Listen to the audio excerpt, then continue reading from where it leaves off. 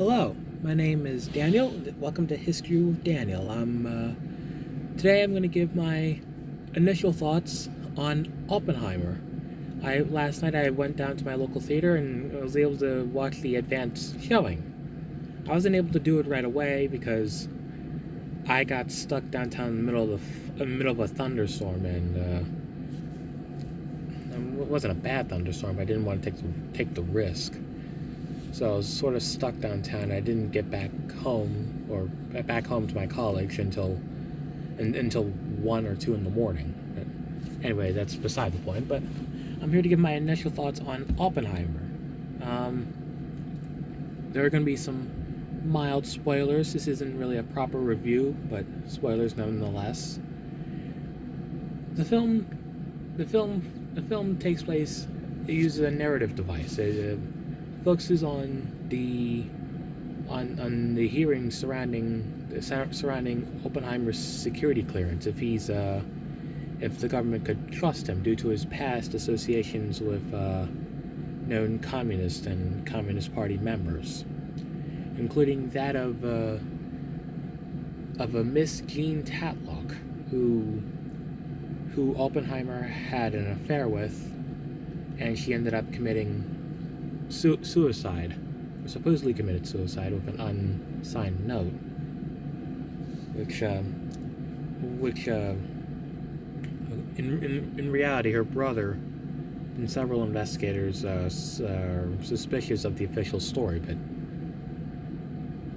but again, the point I'm trying to stress is that he was associated with known communists, and he donated money to the Republicans in the Spanish Civil War, which made him untrustworthy in the eyes of the government, even though Oppenheimer himself was never really a communist or a Marxist. The film also shows us the Strauss hearings with Louis Strauss, who had a vendetta against Mr. Oppenheimer, hoped to bring him down. I assume they were separate hearings, and this is the part of the film I don't really like because it just comes across as a bit confusing, a bit hard to pay attention. And Dunkirk was a little similar, but at least with Dunkirk, you can sort of understand what was going on. It just felt a bit more confusing this time around, but Mr. Strauss tries to bring down Oppenheimer, partly because of vendetta and partly because of Oppenheimer's suspected political leanings.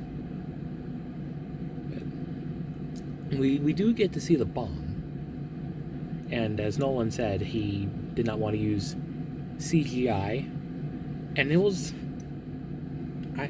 I'd say it looked incredible. It looked pretty good. Again, no CGI, but it looks pretty real. I'm just, I don't know what method he used. I'll have to look it up.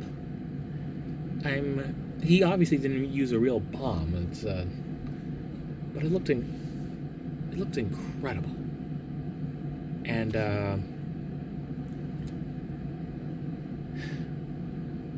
we also get to see the psychological toll the building the bomb has on Oppenheimer, though he knew it was going to be a super weapon to begin with. So I'll have to look further into Oppenheimer because, well, scratch that. He did not want the Germans to build a bomb first, so he felt it was imperative for the Americans to build the bomb.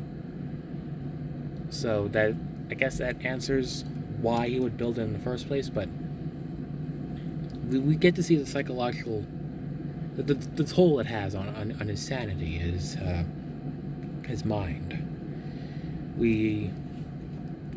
When he's giving his speech, we see he has these visions of the audience melting of sorts, including this one woman who ends up getting charred, and it sort of brings back to that one famous clip in which he goes, the famous clip in which he talks about, "Now I'm become death, the destroyer of worlds," and it was good. It was good to see what effect building the bomb had on him. And I think Nolan made an incredible movie. It's a good cinematography. Cinematography. The most of the cast was pretty good, and the special effects were good, and just exploring the mind and the person that was Robert Oppenheimer, just seeing what effect the bomb had on him. It's just I thought it was pretty good. It's far from perfect. The way they switched between the Oppenheimer hearings, the Strauss hearings, and of course flashing back to the 40s with the bomb, it's just made it a little confusing. But but it was, for the most part, it was pretty good. And of course, some outlets were reporting about the nude scenes, and not that it matters, but they really weren't as long as they tried to put it. So I remember reading this one article which tried to downplay it, and it sounded as if the author was disappointed. Because who cares? Who cares? But I would highly recommend Oppenheimer. It's at the time I record this, it's premiering today. I got the advance showing. It was a great movie, and I'll have to do a proper review sometime, including looking more into the history behind Mr. Oppenheimer, the bomb, and what led to the bomb, etc., etc. If you enjoy if you enjoyed my video, I encourage you to subscribe. Also become a member of my Patreon, in which pretty soon I'll be starting a podcast, along with I'm also going to be releasing my school project, which is a documentary on local historic landmarks in Oswego, New York. Thank you. Have a good day.